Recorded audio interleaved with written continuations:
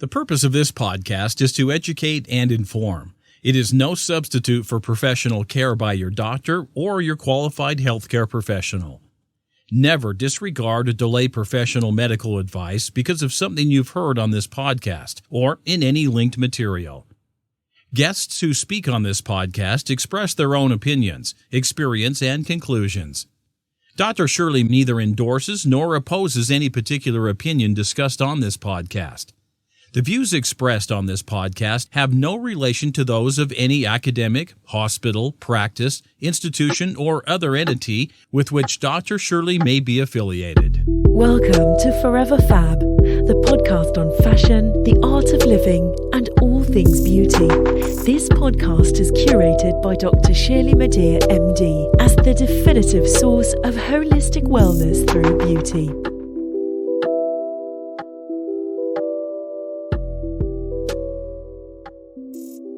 Welcome to Forever FAB, the podcast dedicated to fashion, the art of living well, and all things beauty. I'm your host, Dr. Shirley Madhere, your purveyor of this definitive source of living a beautiful life. This week's episode is dedicated to inner strength. And today's topic is, face it, what you eat affects how you look. This is my interview with Paula Simpson. Paula Simpson is a globally recognized nutritionist and product development expert. She has dedicated time and research to educating the wellness and cosmetics industries as to the importance of nutrition for natural beauty and healthy aging. Again, beauty from the inside out. Paula is a highly sought-after speaker and a media darling. She's appeared in outlets such as Entertainment Tonight, Access Hollywood, Good Morning America, Telemundo, MSNBC, Fox News, and ABC, amongst many others. She's also been featured in Allure, In Style, Pop Sugar, Refinery 29, and more. And she recently published her own book called Good Bacteria for Healthy Skin, Nurturing Your Skin Microbiome with Pre- and Probiotics for Clear and Luminous Skin. And we'll dive deep into that a little bit later into this podcast. Welcome, Paula, and thank you so much for your time and your wisdom and for joining us on this podcast via Zoom. How are you? Thank you for having me. So we met many years ago. Do you remember how we met? You emailed me about an article I wrote in Medical Aesthetics magazine, I think. Yes, I did. That was pretty bold. And of course, I showered compliments on you. And I was like, yes, you get it. Great minds think alike. Let's get together. And that's how the love affair began. Exactly. And that was about 10 plus years ago, I think. I know. And for a 19-year-old, I wasn't so bad, right? And you were 18. Exactly. So let's dive into this podcast. I'm sure our listeners want to hear all about you and your book and all the things that you recommend. How did you arrive at nutrition and self-care? What was your journey? Why wellness? Why nutrition? I was always interested in natural health. My grandmother would take me to the health food stores, and she was learning about nutrition through her healthcare practitioner. And I just remember being a little girl and following her around in these stores and looking, at the different foods and supplements, and so it was always a part of my life. And then as a competitive athlete in my teens, I became somewhat preoccupied with aesthetics and fad dieting, and realized eventually I was in charge of my own personal health. And so I have again always interested in health and active living, but I decided to study nutrition because if anyone's going to take care of themselves the best, it's you. And so that's what I went to school for. Fantastic. Now, what competitive sport did you play? I was a fitness professional. So in Toronto, I was a fitness instructor, a trainer. So it was always, around in my late teens. But earlier on, I was in dance. So, there was always something in body awareness or aesthetics or, being preoccupied or orthorexic to the foods you can or cannot consume. So, at a young age, and I mean, we still see it, it's just a part of society, really.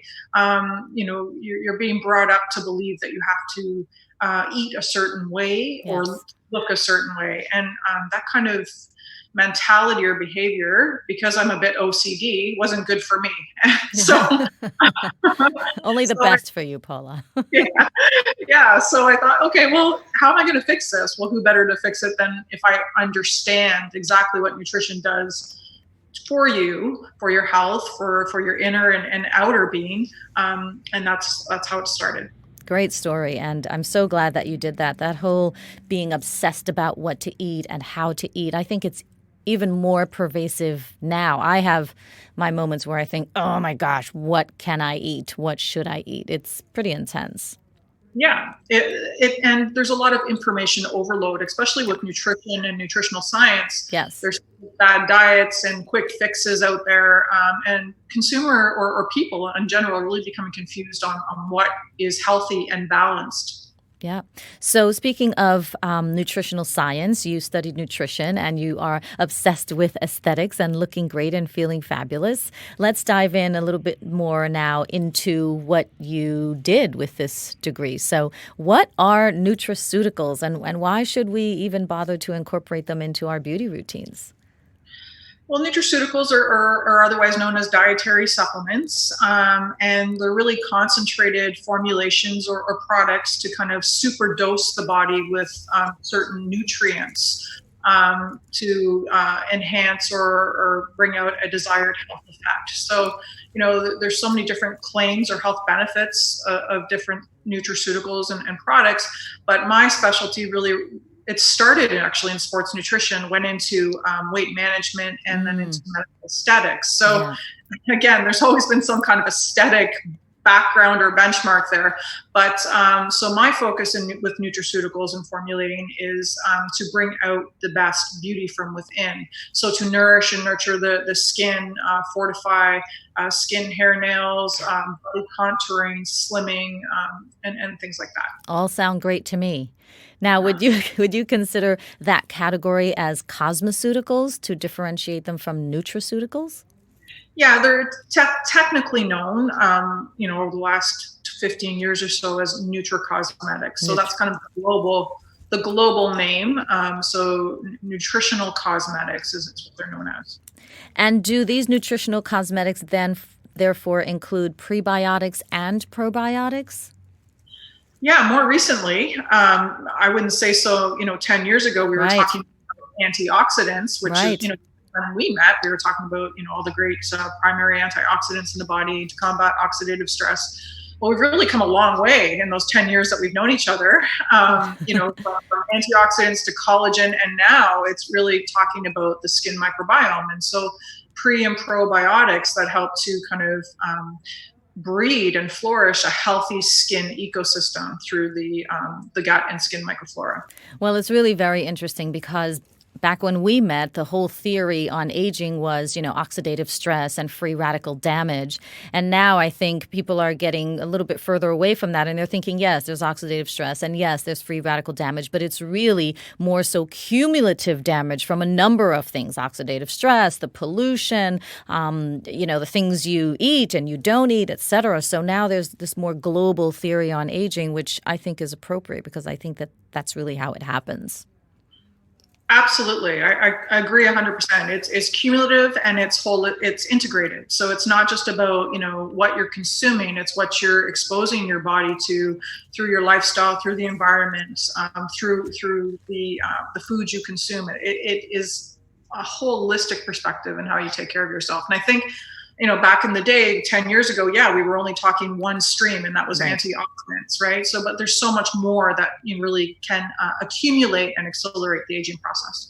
You've worked with so many clients and companies to try to teach them to better understand, or even if they do understand it, at least to incorporate these theories on aging and this holistic approach that you speak of into their products and into their services.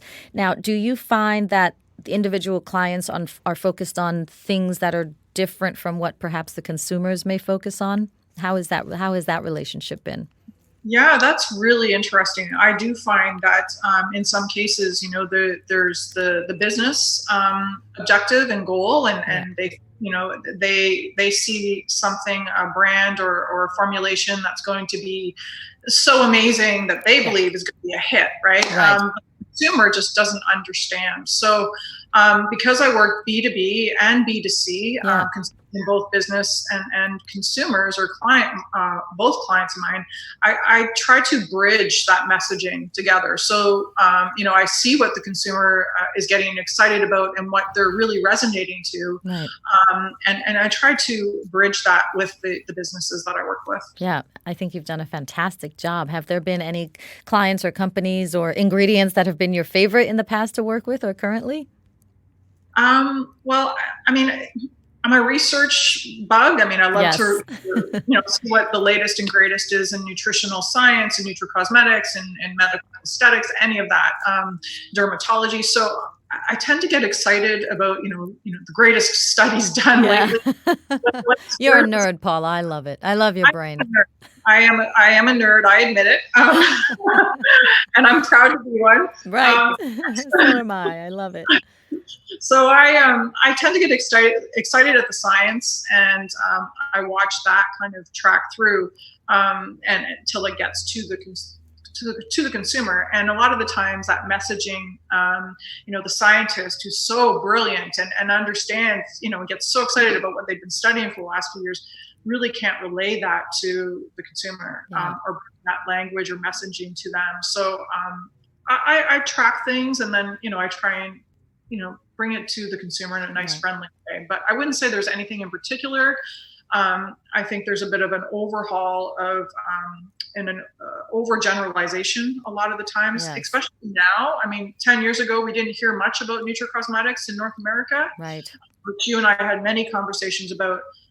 Over the last 3 years, there's just been kind of an overflow of beauty or nutricosmetics, beauty supplements to the point where it's just overgeneralized, right? And so you're starting to see a lot of marketing mix or kitchen sink formulations in some sense really are just there to be on the trend. The trend, just to be there. Just to be there. So the ones that really go through the research, the quality, the validity of developing a product, and they're the ones that are here to stay. Right. So there's a bit of an influx in a real dilution of nutricosmetics right now. But I would say, collagen is definitely one that has been opened the doors for consumer awareness. Why? Because you see benefits, in hair and nails more quickly than skin. We're talking about antioxidants 10 years ago. You weren't seeing the benefits as quickly. So there needs to be something visible there.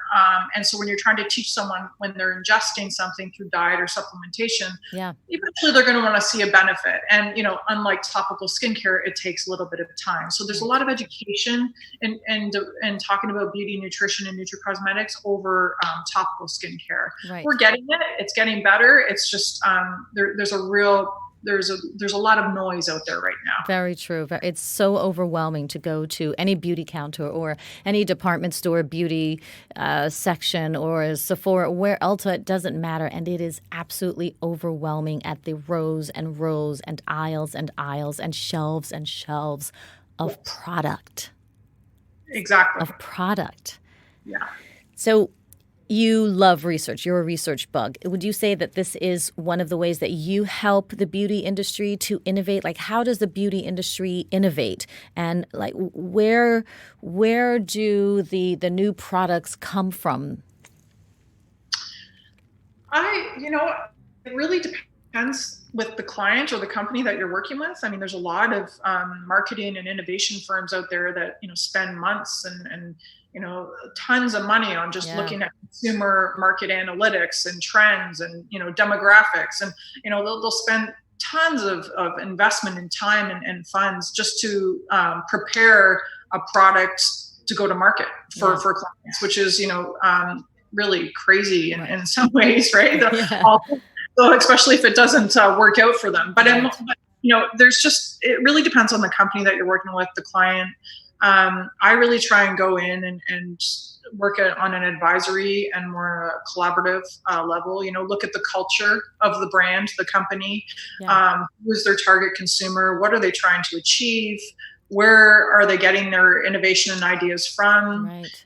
And what is realistic and potentially what is not realistic for them. And I try and steer them along or coach them along to build out a really great brand. That's true. And I think you've done a fantastic job.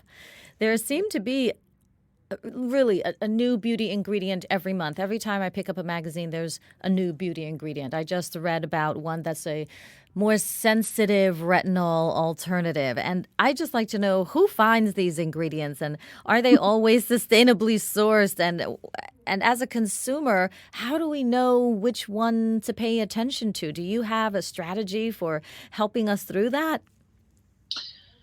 I always look for transparency. So where is their amazing magic bullet ingredient coming from? Where was it found? How is it researched? So for me, I always look back to the science. That's my first go-to. Yes. How long has it been studied? Has there been human clinical trials? Safety, efficacy, quality control, sustainability. I think companies now are becoming more transparent due to consumer demand. They're looking for, I don't know if you've seen that, the documentary Toxic Beauty. No, I've heard of it. I'm going to put it on my list, though. Yeah, it's quite an eye-opener and really, looks at the consumer. We're becoming more educated. We have information at our fingertips, right? Information overload. But it's causing brands to become more transparent and really, disclose what's behind the label. It's not just the key ingredient anymore. It's like, well, what preservative or chemical was added to the formulation to give it shelf life and stability, or does it really need to be there? And we've heard about greenwashing. So, Right. companies that, apparently are clean brands, health and beauty brands, but are really just, putting it under the rug, really not clean, right? Right, In the exactly. sense of doing it for health. So, the transparency of a company is really intriguing to me because, I have worked with some companies who have the highest standards and will not choose certain ingredients based on those standards for clean health and beauty. Yeah. And I'm sure they can be more challenging to work with as clients, looking for the perfect everything for them. Right. But the end product, there's so much more pride in delivering such a product, right? So you have companies that have ethics and of that standard, and then you have companies that maybe don't care as much. Not so much. Exactly. And then you have companies who really want to go back to kind of the ground roots, a holistic, natural, where have we come from? We've lived off the land, and really just taking it back to the basics. So there are so many different variations and companies out there. So I think it really depends on the demographic of where the brand or company is focusing on. Yeah, I agree with you 100%. And one of the aspects of demanding more transparency by the consumer that I really appreciate is that now if you go to any product's website, you'll see a list of ingredients. And 10 years ago, you were not able to do that. Those ingredients were not listed in terms of what they do. Now, not only do you get the list of ingredients on their websites, but also you get what they're supposed to do and where they're sourced from. So I am really grateful about that. And I have a segment of this podcast called 15 Minutes of Fab. And that's where I review products and services. But when I do review the products, I give it a score, right, of 1 to 5. And in that score, I take into account whether or not it was sustainably sourced, whether or not it was a clean formulation, whether or not there's transparency on the website, and do we know where the stuff is coming from? So I agree with you. I think that transparency is really key, and it helps me to determine whether or not a brand is sort of formulated with some sort of integrity, right? Exactly. Paula, you've had so much experience with ingredients overall, and you have access to a tremendous amount of research. Let's take a peek into your beauty cabinet, and let me ask you, what are some of your favorite oral supplements and or topical creams, lotions, and potions? Let me have it. Okay. Well, I think there's really maybe a trifactor component here. You have your antioxidants, which we know are important to combat oxidative stress. Yes. Some of the most promising ones, or the ones I like, are the carotenoids. Astaxanthin is a big one I like. So this really helps to combat the oxidative stress in the body, which is important for promoting healthy skin. Yes. Then you have the fortifying ingredients, so the collagen, biotin, silica, for example, just to kind of bring out strength in hair, nails, and protect skin collagen. So I think that's important. If I do take collagen peptides, I tend to choose marine over bovine. And there's also, vegan or plant-based formulations too that help to promote and boost your natural collagen production. And then, so we have antioxidants, we have fortifying ingredients, and then there's the whole gut health, skin health connection, right? Yes. And probiotics, which really help to flourish a healthy gut microflora, which helps to balance and maintain skin health. And, that's really what my book's about. So I'm quite excited about that. But the funny thing is I've been taking, pre and probiotics either through diet or supplementation for years, because it's really, it's always been a nutritionist. We're taught in nutrition school, it starts with digestion and gut. So if your gut is working well and healthy, then, the rest of the body is well. I agree with you 100%. I love that. This is Paula's Beauty Trifecta. That is brilliant. And yes, I agree with you 100% that the gut is, like you said, the gateway to beautiful health and also beautiful skin, hair, and nails. So you wrote a book about this, and it is a fantastic book, and I recommend it to everyone who wants to, frankly, better understand how they work, who they are inside and out. So please pick up Paula's book. Paula, in your book, you provide thorough information on the microbiome. So let's explain what the microbiome is and why it's important to pay attention to the science of microbiome anyway. Yeah, I mean, when I was first asked to write a book on, the title is called Good Bacteria for Healthy Skin, I was really confused just by the title alone, or the concept, right? We've always been taught, that germs are bad, or, right. They're bad. And yes, we do. There are pathogenic germs and pathogens that are harmful to us. We know that. But I really wanted to shift the thought and help people maybe rethink how they're taking care of their bodies and their skin, and that there actually are healthy bacteria, or these good microbes that are living, dynamic, and their whole goal is to protect your skin from the outside environment, the pollutants, the UV rays, the chemicals that you apply to your skin through cream and personal care. So this dynamic living ecosystem is living on your skin, which is a really freaky thing to talk about. And even writing it and doing the research on it, I mean, there's a part of me that was fascinated and a part of me that was like, ew, it's kind of weird, right? So, but these healthy, good bacteria are so critical to keep your skin balanced and improve barrier function and protect it from the environment. And so the concept really of these little microorganisms or microbes is the target is to keep the good ones there. Yes. And resident good bacteria, the more you have of them, the healthier your skin, or the stronger your skin immunity can be against harmful pathogens or invaders that can damage skin. And because we really have become urbanized, over hygienic in certain ways, obsessed with products, right? Yeah. I mean, we started with maybe, cleanse, tone, moisturize. Now there's like 10 steps, right? Right.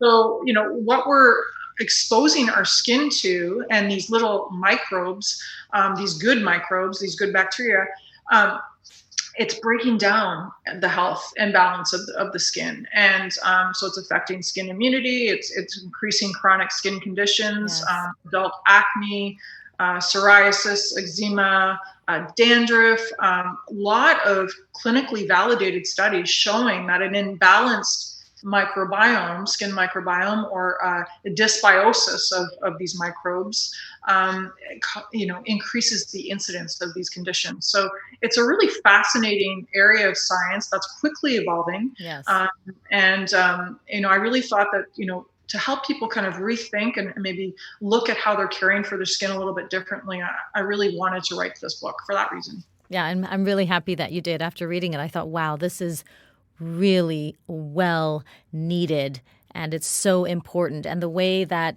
you approach the topic and the way that you've written the book, it really is quintessential, and that everyone read it, because everyone would be able to understand it and really incorporate some of those concepts that you write about. So thank you. And I do agree with you that we're overdoing it. And I am a beauty addict. I mean, verified. But I definitely think that we are overdoing it. It has served me, that concept of overdoing it and balancing and harmonizing the skin microbiome, because I sometimes see patients who come in with all sorts of skin irritations, and I'm not a dermatologist, but as a plastic surgeon, obviously my needle or my knife responds better to healthy skin. So when I see patients preparing for surgery and I'm looking at inflamed or irritated skin, I actually have told them to cut back on some of the overstripping, overdrying, overmoisturizing, overtreating products that they're applying to their faces, just to be able to allow the skin to rest and perhaps repopulate or restore that natural balance. So I agree with you that sometimes, and maybe I hate to say this, sometimes less is more. Yeah. Only when it comes to the microbiome, okay? And skincare products, not jewelry. Paula, again, regarding your book, you talk about the gut, and you talk about the gut being the gateway to skin health. But do the gut and the skin have different microbiomes? And if so, now, is this something else we're going to have to, have more products for, or look at and treat differently, the gut microbiome versus the skin microbiome? How do we wrap our heads around that?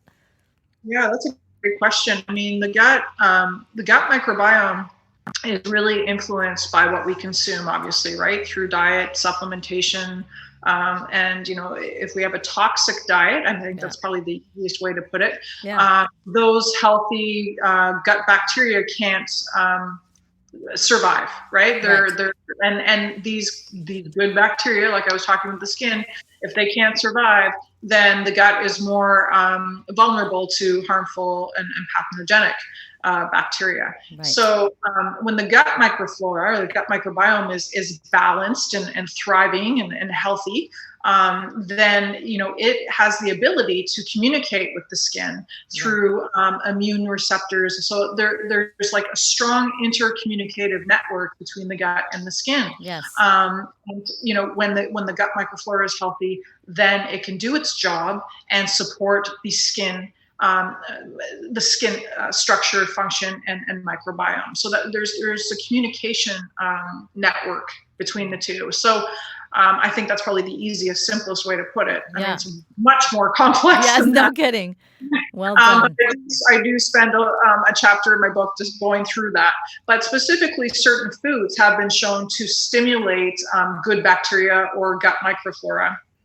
And those are, typical to the Mediterranean diet. Yes. So, high fiber, plant-based foods, less animal protein, for example.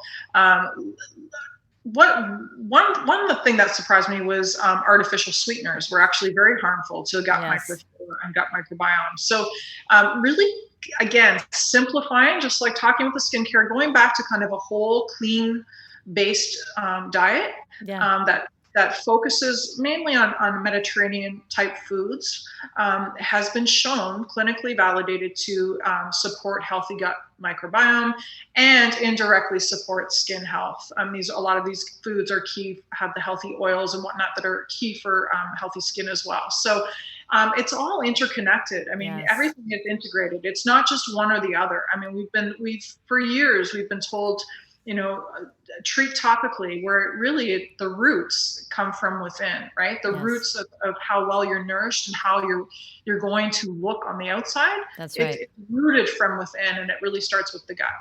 Well, obviously you are taking your own advice, because your skin is flawless. Thank you. And I don't, thank you. And I don't know about you, but for me to start on this, Mediterranean diet thing, that would involve a trip to the Mediterranean. So I could really, like dig deep, figure out Yes. how they eat. Paula, in addition to this book, Good Bacteria for a Healthy Skin that you've written, and it's very well done. Congratulations. But you are so accomplished, and I should say, there's no but, and you are so accomplished. You've done so much in your life for yourself, for the beauty consumer, for companies, for your family. Let's get a little bit personal. And based on all of your accomplishments, what would you say is your greatest accomplishment that you are most proud of to date? Because believe me, I know there's more coming from you. Wow, that is a hard question. All the research, all the science, cake. But your greatest accomplishment, that's a hard one for you. You have so many. Oh my goodness. My greatest, obviously having Sierra has been an amazing accomplishment. Yes. Your family is always first, but honestly, learning how to chill out and not take life so seriously. I think that has been the hardest lesson for me. I tend to be an overachiever, overthinker, and really taking a bit of my own medicine and what I've been talking about to people and just bringing it into my lifestyle. And it's okay to chill out once in a while, work-life balance, or just not be so high strung and trying to achieve it all at once. So I think that's been my biggest achievement. Good for you. But honestly, I really, I've always been a writer and writing articles and whatnot. So the book really does hit close to home for me because, it's something that I spent over a year researching and looking at clinical data and really trying to merge it and bring it into a consumer-friendly book that people can use and utilize for themselves. So I think that's probably been my biggest yet. Good for you. Congrats again. And how do you teach your child about what to eat? That must be so tough.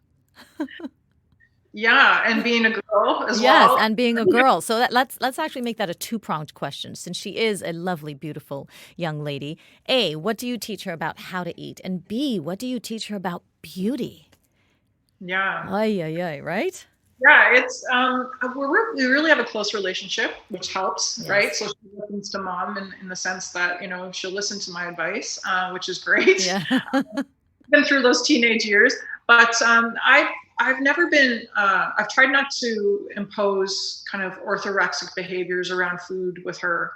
So with kids, they often go on food jags or obsessions with certain foods for times and periods, but I was never really too restrictive with her in the sense if she wanted something, I'd let her have it, but always encouraging her to eat the healthier options, of course, made those healthier options available to her. So luckily for us, she was a very good eater. She loved, the vegetables, the fruits, and all these healthy foods. Wasn't a big sugar kid, which was great. So I got really lucky with that.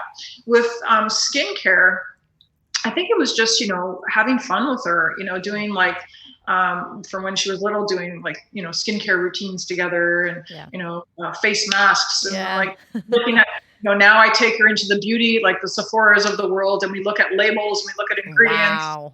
I took her to the documentary, the Toxic Beauty one, and really eye opener for her. And so now she's looking at environmental working database and all those different cosmetic databases to see what ingredients are in her products that she's been using. Yeah. So I think just teaching and educating and that way has probably been our best way that I've helped her. Yeah, that's impressive. I actually didn't start looking at ingredients until I'm sure at least 10 years ago, well into my adulthood, but she's got quite the head start. That's fantastic. And I do agree. I think education is probably the most important, tool that you can arm someone with, especially a young woman. Yes, I agree. Okay, awesome. And the last two questions, one of them is called the Fast Five. So I'm just going to give you two options, and right off the top of your head, don't even think about it, just choose one. And then my last question will be the Fab Five. So let's do the Fast Five first. So the first one, water or green tea, Paula? Green tea. Moisturizer or sunscreen? Oh, you're not supposed to think about it. Oh no, moisturizer. Okay, good. Prebiotic or probiotic? Prebiotic. Pre? Yeah. Got it. Pill or powder? Pill. And the last one, super greens or superpowers? Super greens. What? I was superpowers all over that one. I was like, oh yeah, give me the superpowers because then I could just snap my fingers and get the super greens. Good answers, Paula. Those were fun. Now, the last one is called the Fab Five. All right. So what are your top 5 recommendations for living a holistically beautiful and fabulous life? I'll write them down. Set 5 minutes a day. If that's all you have, an hour is even better, to yourself. Self-care is so important to kind of de-stress and focus and get through your day. You're more productive, you're happier, you're breathing, this is all going to show in how you look and feel. So take time for yourself. Got it. Green tea, yes. The more, the better. 1 cup, 2 cups? 2 to 5 cups. It just the research on gut microbiome, antioxidants for skin health. It just keeps going. Green tea for sure. Okay. So now it's 2. Yes. Number 3. Smoothies and juices. I love them. I dump everything into a smoothie in the morning. So all your pills go into the smoothie. Yeah, I got my greens, my berries, which are good for, cognition and skin health and the gut and all these things. I just dump it all in there. My collagen peptides, my prebiotics, Greek yogurt. It's all there. So I start my day off with everything in my smoothie. I love it. And then I feel good for the rest of the day. So smoothies, juicing, I love to juice, but I like to do it in between meals. Okay. So juicing 2 to 3 times a week and use it as an afternoon pick-me-up instead of the coffee. Grab a fresh juice. You're concentrating the body with nutrients, bringing the body and mind back to life. Got it. So how many is that? 4. You have 1 more. Exercise, active living. And active living in the sense that not just going to the gym or going to do a yoga class, which we all love, so important, but getting outdoors. And I talk about that in my book too, is getting reconnected back with nature and getting into some green spaces versus gray spaces. And, that's so important, not only for your health and your skin microbiome, which we found, but your mind, breathing in that oxygen and fresh air and resetting yourself. I love that. Gray spaces. We have a lot of gray space in New York City. I'm sure you're very well aware of that. All the times you have to come in for meetings or, book parties and launches and everything. You've seen the gray spaces here in New York City, right? Yes, but you have that one big green space. Yeah, we do have we have a lot of little green spaces, but you're right. We should take advantage. And I live near that big green space, and I don't get to it that often. Shameful. Paula, you've been amazing. And dear audience, you've been listening to my tete-a-tete with Paula Simpson on beauty, wellness, nutrition, and her latest book. Please learn more about yourself by reading Paula's latest book about the microbiome and purchase her book. You can get it on Amazon. That's where I get a lot of my books. And the book is called Good Bacteria for Healthy Skin, Nurturing Your Skin Microbiome with Pre- and Probiotics for Clear and Luminous Skin. And clearly, clear and luminous skin is definitely an aspect of living a fabulous life. So thank you, Paula. Thank you, audience. I really appreciate your time and doing this by Zoom from Canada. All the best to you. I'll see you soon. See you soon. And as always, audience, stay fabulous inside and out. Thank you for listening to this week's Forever Fab podcast. Ciao. Or shall I say au revoir en français? Bye, Paula. Bye. Bye. Thank you. Thank you for listening to this week's episode of Forever Fab, the podcast on fashion, the art of living, and all things beauty. curated by Dr. Shirley Madhere, MD. Live beautifully and help make the world a more beautiful place.